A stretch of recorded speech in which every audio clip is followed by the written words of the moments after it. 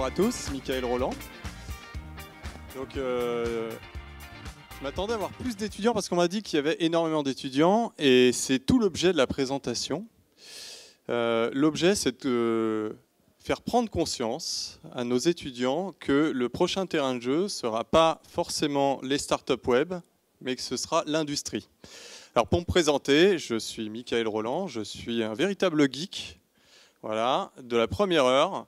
Et je suis devenu directeur marketing. Donc tout arrive, mais je vous rassure, d'une société qui s'appelle Econocom, qui fait 2,5 milliards dans le digital et l'informatique. Alors, pourquoi est-ce qu'un directeur marketing du digital vient parler de l'industrie 4.0 ? Eh bien en fait, c'est exactement ce que je vous disais. Je pense que c'est véritablement le prochain terrain de jeu pour tous ceux qui aiment la technologie. Et j'espère vous en convaincre au cours de ces 18 minutes 53. Alors, on a évoqué le terme d'industrie 4.0, mais à quoi ça correspond? Alors en fait, ça correspond principalement à la 4e industrie qui correspond elle-même à la 4e révolution industrielle. Donc au XVIIIe siècle, on a vu la première révolution industrielle, donc la mécanisation. Merci pour le micro. La mécanisation, l'énergie de l'eau et les machines à vapeur qui ont permis de passer du pur artisanat à un début d'industrie. Ensuite, au 19e, l'arrivée de l'électricité a permis de construire des lignes d'assemblage et puis de créer, avec la Ford T qui en est son emblème, de la production de masse. Dans les années 70, l'ordinateur est arrivé et s'est invité au cœur de l'entreprise, ainsi que l'automatisation, donc les robots tels qu'on les voit là, sont arrivés dans l'entreprise. Alors maintenant, on arrive à la 4e. Alors j'aimerais savoir, d'après vous, quels sont les deux principaux moteurs de cette 4e révolution industrielle. Est-ce que quelqu'un a une idée? Le réseau? Customisation? Super réponse, customisation. Le big data? En fait, tout ça est vrai. Donc il y en a plus que deux. Il y en a d'autres, il y a les robots aussi.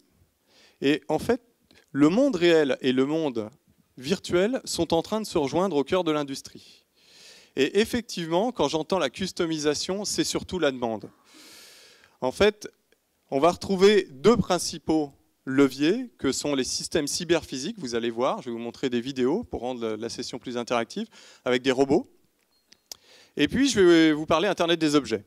Mais tout ça, pour que ça fonctionne ensemble, il faut qu'il y ait du réseau, il faut qu'il y ait de la big data, et ça doit répondre à une demande principale, qui est une demande du marché, qui est qu'en fait, chacun d'entre nous, maintenant, veut ses produits plus vite, moins cher et customisés. On veut tous la voiture avec les portières de telle couleur, le toit, telle option, et au final, on a tous une voiture différente, mais demain, ce sera valable pour tous les produits. Alors, qu'est-ce qui se passe sur la planète aujourd'hui? En fait, on se rend compte qu'il y a une grande concentration du savoir. Il y a 10% de la population qui détient 80% du savoir. Et surtout, ces 10 dernières années, on a inventé autant que dans le reste de l'humanité, dans le reste de l'histoire de l'humanité. C'est quand même impressionnant. Et ça, on va retrouver donc les éléments du monde qui change dont on a déjà parlé. La métropolisation, la personnalisation. On a aussi de l'individualisation. Chacun d'entre nous veut devenir entrepreneur. Et puis, on a aussi des notions de protection de l'environnement et d'énergie. Et tous ces thèmes-là sont des thèmes qui sont au cœur de l'industrie 4.0. Mais il y a aussi les technologies. Alors, Gartner, c'est un cabinet d'analystes connu mondialement, fait des prédictions chaque année, et puis classe les technologies les plus tendances. Alors là, on remarque en fait, il y a vraiment une fusion entre les mondes réels et les mondes virtuels avec ces 10 technologies, puisqu'on y trouve l'ordinateur partout, c'est le big data, l'Internet des objets, l'impression 3D, on va y retrouver de l'analytique, alors c'est un peu comme le computing everywhere, qui représente plutôt en fait la capacité de calcul. On a les systèmes rich content, on a les machines, les smart machines, on a l'Internet partout, au cœur des entreprises physiques et des entreprises de services. On a du software defined application et infrastructure, ça veut dire que maintenant tout le monde parle la même langue. tout le monde parle le IP, on a le cloud computing, et puis, on l'a vu dans la session juste avant, on a tous les aspects sécurité, puisque aujourd'hui, plus on offre d'intelligence aux entreprises, et plus on a de risque d'être attaqué. Hop, ça ne passe pas. C'est sans doute parce que c'est le moment du premier film. Voilà, merci. Alors, on va passer le premier film dans une seconde. Il commence. C'est Le Parisien qui a fait une interview d'une usine qui a été construite par le BCG. Le BCG, c'est le Boston Consulting Group. C'est un des grands cabinets de consulting mondiaux. Et en France, dans le sud de Paris, ils ont monté cette usine pour démontrer l'usine du futur. Une industrie classique d'assemblage de scooters ou autres. Et nous avons additionné à tous les modes de production classiques tout un tas de technologies nouvelle génération qui vont nous permettre de faire des gains de compétitivité, des gains de flexibilité, des gains sur la valeur ajoutée. Voilà. Et nous allons montrer comment ces nouvelles technologies apportent du gain, mais aussi peuvent communiquer avec les anciennes technologies et les rendre communicantes pour certaines. Donc à ce poste, on montre une technologie qui est de la réalité augmentée, c'est-à-dire que sur le réel, qui est filmé par la caméra, on vient rajouter, superposer des éléments virtuels qui vont montrer à l'opérateur que cet élément-là, de cette forme-là, doit se trouver à cet endroit-là du châssis. Et lui va valider, va dire oui effectivement je vois cet élément-là est bien en place, ou il est manquant, ou il est cassé. Et tout ça va permettre de faire un contrôle d'éléments indispensables qui pourraient poser problème sur la ligne s'ils n'étaient pas présents. Il se passe quelque chose d'important en ce moment, c'est que pour la première fois les nouvelles technologies rencontrent le monde de la production. Et c'est ça qui va générer une révolution industrielle un peu de la même ampleur que celle qu'on a connue lors de l'invention de la machine à vapeur ou lors de l'introduction du Fordisme. Et donc nous, on a voulu donner une réalité à cette nouvelle révolution industrielle en construisant une usine pilote qui concentre l'ensemble de cette nouvelle technologie et qui montre l'impact que ces nouvelles technologies vont avoir sur la performance des usines.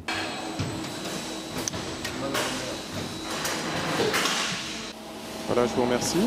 Donc sur ce poste, par exemple, d'assemblage. Alors, ce qui est intéressant de voir dans cette vidéo, c'est que cette usine qui est une usine de démonstration, on monte et on démonte les scooters, hein, personne ne roule avec. Ils vont faire maintenant la démonstration qu'on peut construire, en même temps qu'on construit des scooters, des machines à laver. Ce n'est pas une image, ils vont vraiment construire des machines à laver avec les mêmes postes de production et avec les mêmes personnes. Si vous avez remarqué, il y avait un cadre de scooter qui se baladait tout seul, et ça nécessite quoi? Ça nécessite de l'automatisation, de l'Internet des objets, puisque ce n'est bientôt plus l'employé qui va se déplacer jusqu'au poste de travail, mais c'est l'outil de travail qui va se déplacer au cœur de l'usine auprès de chaque employé qui va suivre son chemin comme ça de manière autonome. Et grâce à l'Internet des objets, ces robots vont se déplacer en fonction de la demande qui va arriver directement de l'application web où vous allez commander, puis ça va rentrer dans la value chain, dans la chaîne de production, et ça va être ainsi créé au fur et à mesure avec toutes les personnalisations de pièces qui vont être elles-mêmes créées avec, par exemple, des imprimantes 3D, parce que vous voulez une pièce avec une spécificité particulière. Alors, c'est dommage, mes animations sont tombées à l'eau, donc je voulais vous faire un quiz pour vous demander qui était ce robot, mais vous le voyez. Donc c'est R2-D2. Le deuxième robot, que vous connaissez aussi, tiré de Star Wars, c'est BB-8. Le troisième, il a été fait par une société française, on va quand même tenter de faire le quiz, qui s'appelle Aldébaran Robotics. Alors, qui le connaît? Quel est son nom? Nao, voilà. Donc ça, on passe de la science-fiction à la réalité pour tout le monde. On a aussi les robots industriels, qui sont déjà dans nos entreprises. On en a 34 000 en France et 170 000 en Allemagne. Et puis Baxter. Baxter, est-ce que vous le connaissez? Non. Eh bien pourtant, c'est le symbole de l'industrie 4.0 aux États-Unis. C'est un robot qui, lui, n'a plus besoin qu'un programmeur lui indique exactement les mouvements qu'il doit faire. Il vous regarde, il regarde vos mouvements, vous lui tenez la main, vous lui montrez ce qu'il doit prendre, comment il doit tourner la pièce, la disposer, avec une certaine pression, et il le reproduit ainsi à volonté. Et comme ça, il est reconfigurable sur plein de sites de production ou plein de postes de manière complètement intuitive, et surtout il n'est plus enfermé dans une cage comme on voyait des grands robots derrière des cages de protection parce qu'eux ne savaient même pas qu'il y avait un humain en face et ils risquaient de vous blesser. Donc les robots sont de plus en plus intelligents, de plus en plus amicaux. Alors il y a une définition, une citation que je voulais vous donner, que je vous laisse lire. L'usine du futur sera plus intelligente, agile, centrée sur l'homme connecté, intégrée au territoire, respectueuse de l'environnement et rentable. Tout ça est une question de rentabilité, puisque en fait, on va gagner entre 10 et 20% de productivité grâce à l'automatisation. Alors, une usine connectée, elle est connectée, mais à quoi? En fait, elle est connectée déjà à sa chaîne d'approvisionnement, parce qu'on évite les stocks lorsqu'on est connecté. Elle est connectée ensuite à ses machines, puisque ces machines sont capables d'utiliser cet approvisionnement. Elle est connectée ensuite aux autres usines, puisqu'il n'y a plus beaucoup d'usines qui fabriquent un produit intégralement. Aujourd'hui, une production est répartie entre différents sites de production. Et enfin, elle est connectée aux hommes. Vous l'avez vu au travers de la tablette, au travers de la réalité virtuelle, au travers des casques de VR qui sont en train d'arriver dans l'usine. Et de plus en plus, l'être humain est connecté à son écosystème dans l'usine. Ça, on ne va pas rentrer dans le détail, mais c'est tiré de l'usine nouvelle et je trouve ça passionnant.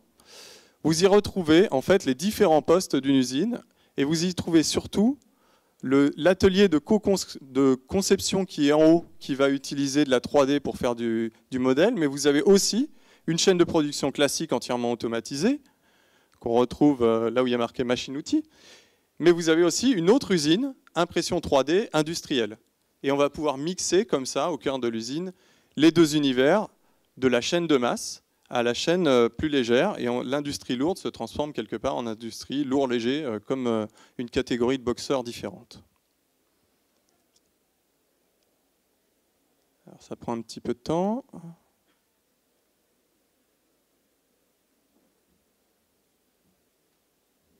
Et ça ne passe pas. Est-ce que vous pouvez me passer la slide, s'il vous plaît? Merci. Alors tout ça soulève quand même une question. La question, c'est combien d'emplois ça va réduire? C'est sur les lèvres de tout le monde. Et en fait, il y a déjà une première étude qui a été faite et qui montre que la relation directe entre nombre de robots et automatisation et décroissance du nombre d'emplois n'est pas avérée. Vous prenez l'exemple, en France, on a 34 000 robots, en Allemagne, on en a 170 000. Eh bien, avec 170 000 robots, donc quand même au moins 5 fois plus que nous, l'Allemagne compte réduire ses emplois dans l'industrie de 650 000 employés, mais en créer 1 million. Donc on se retrouve dans une création positive. Et les grands gagnants aujourd'hui sont la Corée du Sud, l'Angleterre, l'Allemagne, le Canada et les États-Unis qui y vont à marche forcée. Alors qu'est-ce qui se passe en France? Eh bien en France, on a enfin une prise de conscience qu'il faut réagir. Et donc il y a notamment le 34e plan qui a été lancé par Emmanuel Macron d'industrialisation, de réindustrialisation et de l'usine du futur qui a été lancé autour de 9 technologies spécifiques différentes. Et surtout, vous commencez à avoir des associations et des initiatives qui regroupent des écoles, des industries, des associations d'industrie, comme l'Alliance pour l'industrie du futur, et qui, autour d'un certain nombre d'initiatives, comme des initiatives de formation, vont pousser l'industrie du futur de demain. C'est absolument crucial que ça continue, et notamment parce que là, on le voit bien, il y a moins de jeunes que d'anciens dont je fais partie, je vous rassure, qui sont dans la pièce. Parce que tout le monde croit que tout se passe sur le web, et à l'époque, moi-même, de mes études, j'ai fait un DUT de GE2I, donc génie électrique, informatique industrielle. J'ai fait mon premier stage chez Papier Lotus, c'était super glamour, je voyais passer des papiers toilettes toute la journée. Et j'ai informatisé une ligne de production de 100 mètres, avec un ordinateur avec mes petites mains. J'ai adoré ça, et pourtant je suis allé quand même sur le web. Eh bien, je pense qu'aujourd'hui, je ne ferai pas le même choix. En fait, aujourd'hui, avec le taux de robotisation qui monte en France, je serais resté dans l'usine parce que le terrain de jour a été nettement plus intéressant. Alors, encore une slide qui ne passe pas. Et c'est normal, c'est une vidéo, et je finirai par ma conclusion. Alors cette vidéo, c'est une vidéo qui est tirée d'Internet, qui vient d'une entreprise qui s'appelle Festo, qui fait 19 000 collaborateurs, qui est allemande. Peu de personnes la connaissent, et ils sont en train d'inventer des outils et des robots de demain. Et je trouve que cette vidéo est particulièrement intéressante, puisqu'on voit le robot cybernétique où l'homme est en force augmentée. Je vous laisse la découvrir.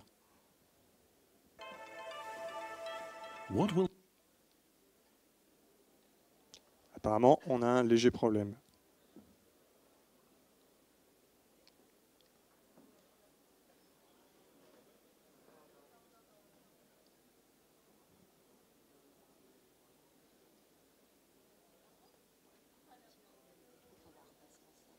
Ok, on repasse en slide. Donc la vidéo, je vous invite à la regarder. Je vais vous la décrire quand même en 1 minute. Il se trouve que cette vidéo montre d'abord une personne qui travaille, puis montre un robot, et ensuite montre une personne qui travaille avec un exosquelette.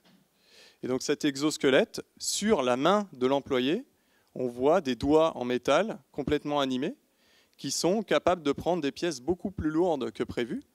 Et ça permet non pas d'augmenter la force du bras, puisqu'au final l'exosquelette se limite à la main, mais ça va permettre aux travailleurs de demain de travailler plus longtemps dans l'usine, alors que ça leur pose des problèmes physiques, par exemple. Quelqu'un qui est proche de la retraite et qui se doit de continuer à prendre des pièces lourdes se verra nettement plus aidé. Il montre aussi un certain nombre de technologies où les robots sont en auto-apprentissage par rapport aux mouvements que vous faites en face de lui. Donc il copie vos mouvements. Et puis enfin, cette vidéo va vous montrer comment des robots vont suivre des objets juste avec une caméra et reconnaître un objet d'un autre pour choisir le bon avec le bon niveau de pression juste à la forme. Et ça n'est pas du tout de la science-fiction, alors qu'on pourrait le croire en regardant la vidéo. En vérité, c'est déjà aujourd'hui dans les usines.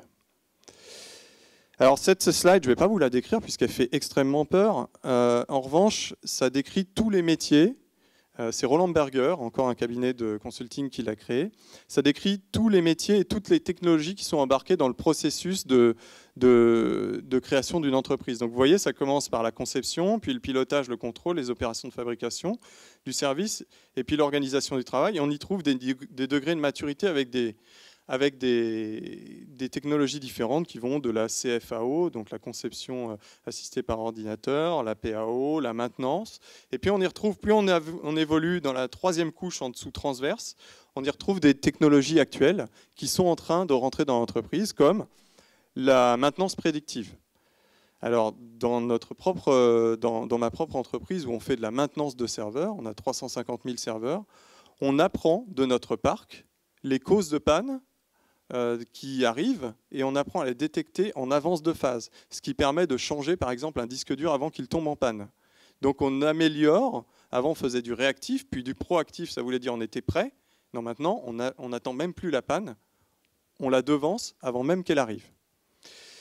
Ce qui est très intéressant aussi, c'est de voir qu'en transverse de toutes ces différentes étapes du processus de fabrication dans une entreprise, on y retrouve une couche transverse où on va retrouver ce qu'on appelle les SMACs dans l'informatique. Et on va y retrouver surtout le cloud computing qui va permettre de stocker les données de toute la chaîne de production et tous les appareils à un endroit. Le big data de manière à analyser et à tirer le meilleur parti de ces données. On va y retrouver l'Internet des objets qui vont stocker des données et qui vont les consommer pour rendre cette usine intelligente. La session d'avant parlait de cybersécurité, et je peux vous assurer que c'est encore plus important dans les chaînes de production où il y a des hommes et des machines qui se mélangent, puisque il y a eu des piratages incroyables, notamment des images pornographiques qui ont été envoyées sur tous les écrans d'une grande chaîne de supermarchés américaine. Bon, c'est choquant, mais ça a blessé personne physiquement. Quand une usine devient folle, on peut se poser aussi des questions sur les employés qui sont à côté. Donc ça fait partie, l'informatique et toutes ces évolutions de l'IT, du cœur du processus de révolution industrielle de l'industrie de demain. Alors ensuite, Quelles vont être les nouvelles compétences dont vont avoir besoin les entreprises pour demain? Il va y avoir déjà toutes les anciennes compétences, donc de mécanique, de robotique, d'informatique classique. Mais on va y retrouver beaucoup de Product Lifecycle Management, parce que la gestion du cycle de vie du produit a complètement changé. Cette manière d'adapter un produit par consommateur fait qu'il faut être beaucoup plus réactif et le travailler différemment. On ne travaille plus sur un produit pendant 6 mois qu'on produit pendant 5 ans. Au bout de 4 mois, il est déjà révolu, donc il faut passer à une évolution ou au produit suivant. Il va y avoir aussi du lean développement. Donc là, c'est comment est-ce qu'on développe en tirant parti des nouveaux enseignements des startups, et principalement les startups web qui font du lean startup. Donc ils font un produit minimum viable, ils le mettent sur le marché, et puis ils regardent ce que le consommateur utilise ou n'utilise pas. Et typiquement, un Facebook a 600 versions de Facebook en live, et puis ils en éliminent régulièrement celles qui leur rapportent le moins de clics sur les pubs, et ils en remettent d'autres en live, et ils font évoluer leurs produits petit à petit comme ça. Et bien dans l'industrie, ça arrive aussi. Enfin, il y a la réalité augmentée que vous avez vue. Il y a la fabrication additive, donc c'est la 3D, voilà, l'impression 3D. Il y a les robots intelligents dont on a parlé, et puis le lean manufacturing, c'est le processus de fabrication beaucoup plus agile. J'en ai terminé, on a un tout petit peu de retard, donc je vais prendre sans doute qu'une ou deux questions, si vous en avez, je vous remercie. Sur ce sujet qui est très à la mode, on voit plein de cabinets de conseil qui en parlent. Vous avez cité Berger, BCG, Mac aussi a publié, donc vraiment tout le monde publie. Les fournisseurs de solutions, que ce soit Siemens, GE, disent c'est l'avenir, c'est l'avenir. Côté industriel réel, est-ce qu'il y en a vraiment qui y vont? Est-ce que vous auriez des noms en tête? Alors, étant donné que moi je viens du service et je travaille plus sur l'IoT, je connais pas le cœur de l'industrie lourde puisque je ne suis pas rentré dans une usine depuis un paquet de temps. En revanche, tous ceux qui sont dans le secteur automobile sont en train d'y passer. Déjà, première chose, ça c'est un fait. L'IoT, dans notre propre entreprise où on déploie de l'IoT chez nos clients, en fait, on se retrouve avec, par exemple, Aldes, qui est une entreprise qui fait des ventilateurs. Voilà. Et donc, les ventilateurs, maintenant, sont connectés directement à une application mobile. Donc, l'IoT se déploie vraiment partout. La robotisation, vous voyez qu'on est très en retard. On a 34 000 robots pour 170 000 en Allemagne. Par contre, ils deviennent de moins en moins chers et de plus en plus faciles de prise en main. Il y a besoin de moins en moins d'ingénieurs et de formation pour les mettre en œuvre. Donc on peut penser que le mouvement est vraiment enclenché à partir de maintenant.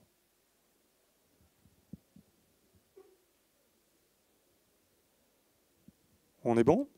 Eh bien, je vous remercie. Et puis j'espère que les étudiants qui seront là feront le choix de l'industrie. Merci.